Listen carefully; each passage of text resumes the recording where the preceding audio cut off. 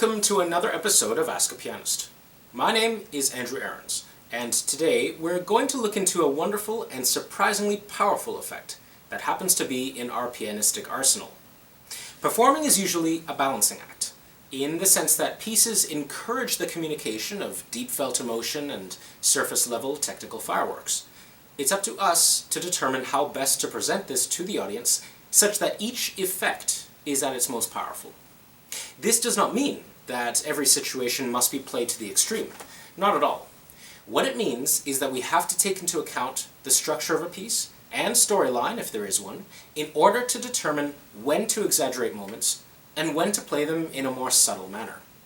All that being said, occasionally a composer will give us music which is surprisingly easy to play, but appears extremely difficult to the audience's ear. In this episode, we're going to talk about this situation, how to handle it, and what the implications may be in terms of artistic integrity. Here we go.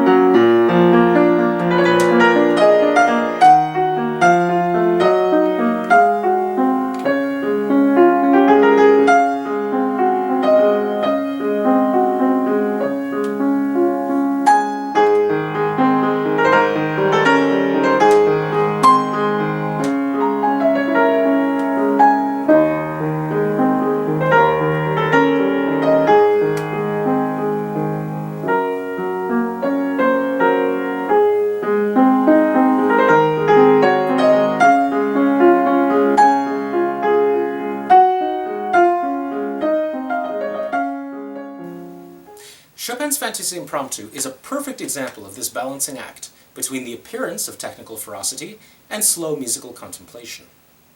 This opening section tells us all we need to know about how to impress an audience with fast playing, and after this section, Chopin gives us a slow, thoughtful interlude as a contrast.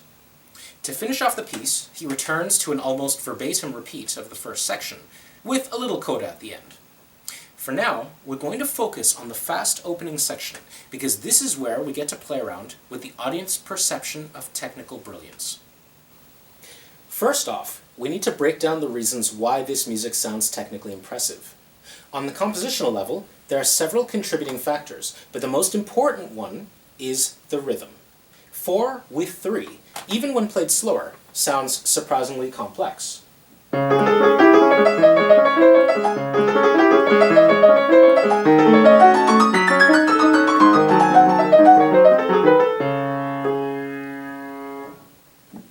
Each hand is given a relatively simple task. The right hand can comfortably navigate the twirling patterns of notes, and the left hand is given a standard accompaniment that is found in Chopin quite often.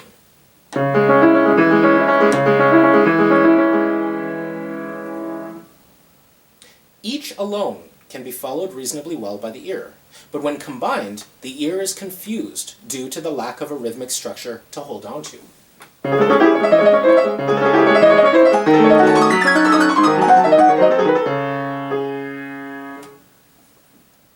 This rhythmic illusion is further exaggerated because of Chopin's most brilliant decision, to structure his melodic line as a series of direction changes, where the line switches from linear sections back to turns and trills that undulate around themselves. I'll show you what I mean.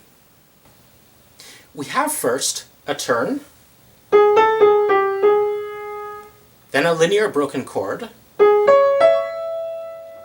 then a trill, and then another linear broken chord. As a total effect, we have this.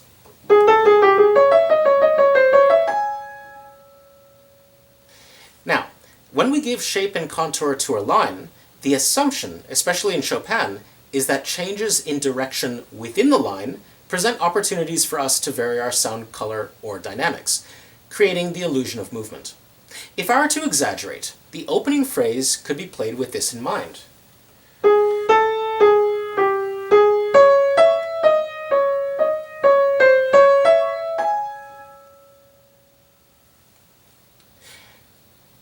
When we speed it up, the phrase now has life, in a very organic sounding way, like a swirling eddy in a fast-moving river.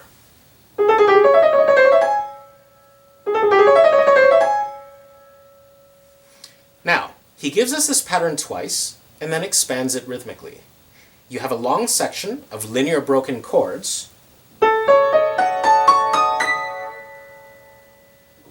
and then at the top he switches to a series of figures which do not correspond to any predictable rhythmic setup.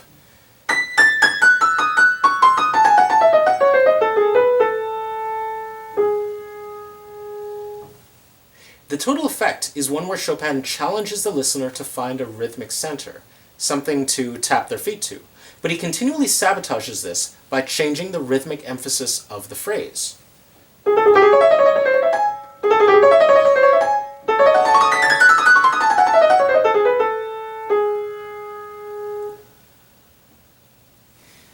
The perception of complexity here is part truth, part illusion. Chopin knows, like any great composer, that human beings are not only pattern-seeking, but also rather lazy. If we find a repeating pattern, we stop paying attention to it in order to focus on things that continue to change, with the assumption being that the repeated pattern continues forever in the background. On the most simple level, we find this in songs where the melody is complex and changes in gesture, but the underlying accompaniment stays the same and predictable in terms of structure. In the Fantasie-Impromptu, Chopin gives us this kind of accompaniment, which we don't have to pay attention to. However, he does two things which increase the complexity level to great degrees. First, he sabotages the rhythmic predictability of the accompaniment by attaching it to a melody that does not adhere to the same rhythmic subset. We continually have 3 in the accompaniment for every 4 in the melody. Second, he increases the complexity of the melody itself by shifting the rhythmic and gestural emphasis within the constant stream of notes. When I say that this is all part truth, part illusion, it is with regards to these two factors. The complex truth comes from the gestural changes in the melody, but the illusion of heightened complexity comes from the continuous rhythmic abrasion of 3 with 4.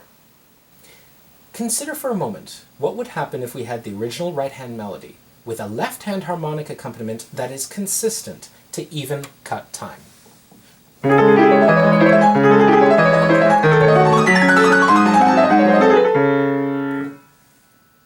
All of a sudden, the piece seems far less interesting. Even if we exaggerate the undulations and shapes of the right hand, we still have a rather unremarkable etude for the right hand.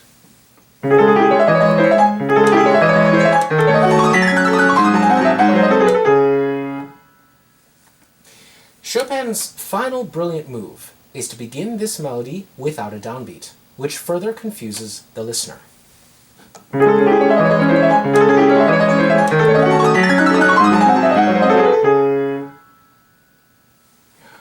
If we add a downbeat, once again, this melody is not as interesting or complex.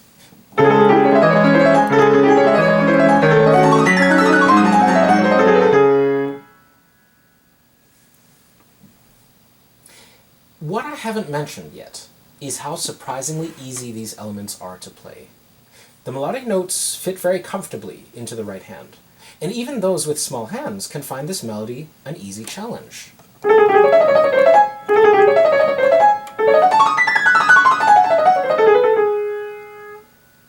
The left-hand accompaniment is not at all complex, and once again, it is not limiting to those with smaller hands.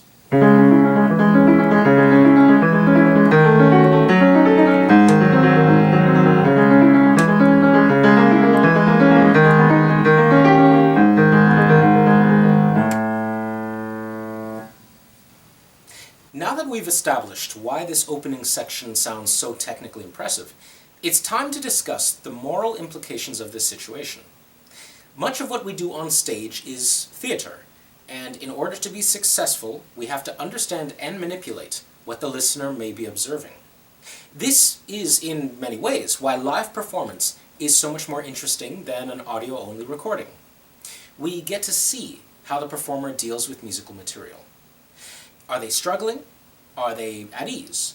Do they look inspired or passive? When we observe performers, body language and facial expression tell us a lot of things. What the casual audience member does not realize, or should not realize, is that the performer has control over their stage persona, and therefore control over what the audience thinks the performer is going through. In short, what the audience observes as uncontrollable or natural consequences of performing a piece of music may in fact be studied and practiced movements and gestures that are designed and perfected solely to evoke the desired emotional response in the audience. Social manipulation, in other words. In slow pieces, this kind of stage acting is expected, to some extent. When I play the slow section of this piece, all of the gestures I make at the keyboard should be smooth, gradual, and slow. Nothing jerky or sudden. Similarly, my body and head should exhibit a quiet, thoughtful, or even romantic posture that gives the impression of being at ease, and perhaps even inspired.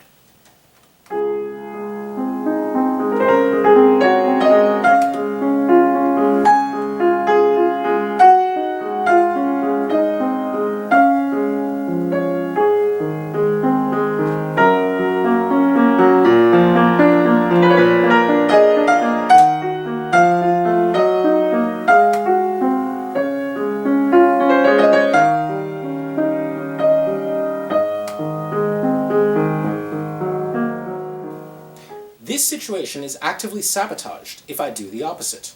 Make jerky movements with my hands or arms when trills come along.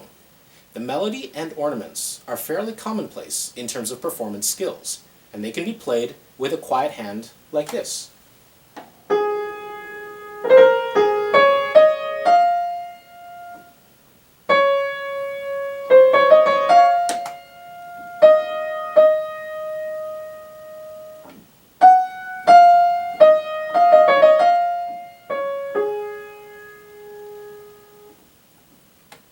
Of course, I can exaggerate the struggle when the trills come along, like this.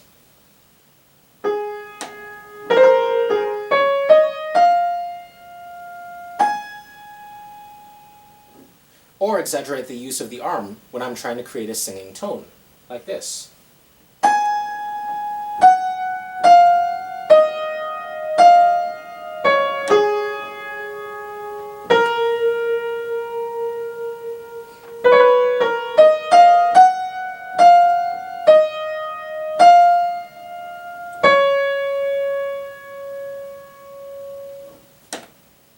As horrific as this can look, it can always be much worse. When these struggles are combined with faces of concern and haste in places which don't require it, you can get a severe injection of stress into a stressless situation.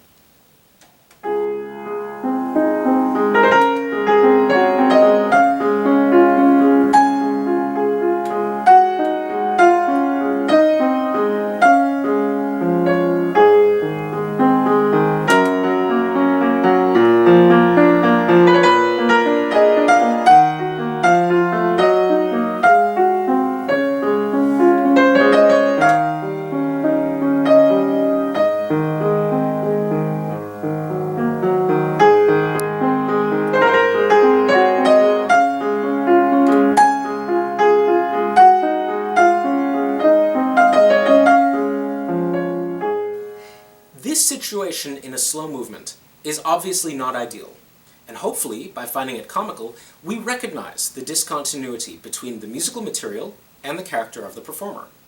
But it should be noted that the reason we find it so funny and inappropriate in a slow section is that there is an obvious expectation on the part of the audience that the emotional situation of the performer should match the emotional content of the music. If the music is slow and thoughtful, the performer has to look like they themselves are slow and thoughtful. I realize that this is obvious to state, but it's important to do so because when we approach fast and exciting playing, the expectation is still there that the pianist look like they're matching the emotional state of the music. However, we have many other things as performers that we must control first. In other words, playing slowly is technically very easy, and one has a lot of time to control other elements of performance not directly related to playing the music. But when we're playing fast, the priorities shift, and we must spend far more energy and concentration on the actual playing of the piece, rather than how we look on stage. The opening, if played purely for sound quality and comfort, would result in a rather uninteresting visual performance.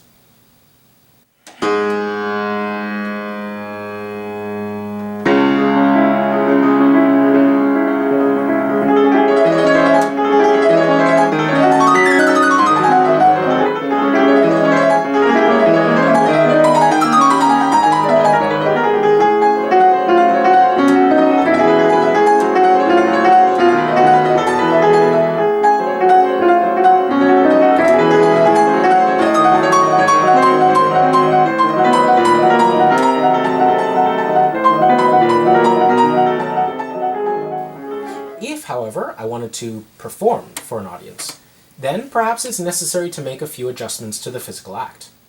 The opening octaves in the bass may require some theatricality, like the lifting of the hands off the keyboard.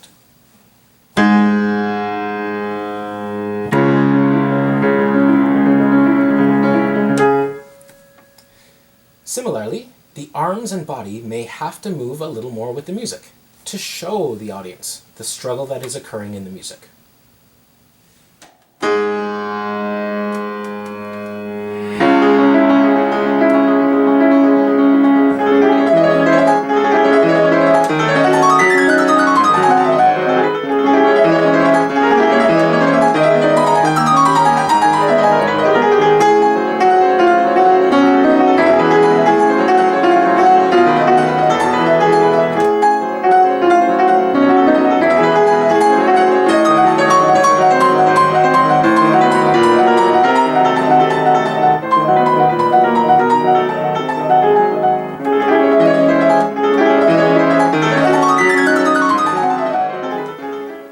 This brings us to the crux of this episode.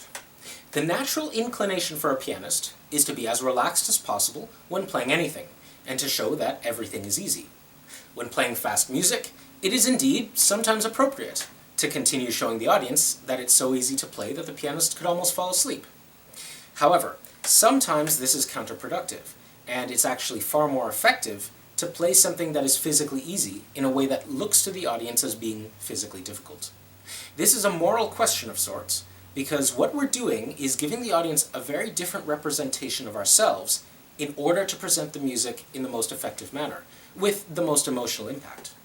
On the one hand, we will search for the truth of a piece in our interpretation as much as possible, and on the other hand, when we find this truth, we'll manipulate and lie to our audience in order to invoke a calculated response. It's far less offensive when we play a slow, introspective piece in a slow, comfortable manner, because the music matches the natural inclination or situation of the performer. But when we're playing fast music that sounds complex, but is in fact very easy to play, all of a sudden we have a decision to make.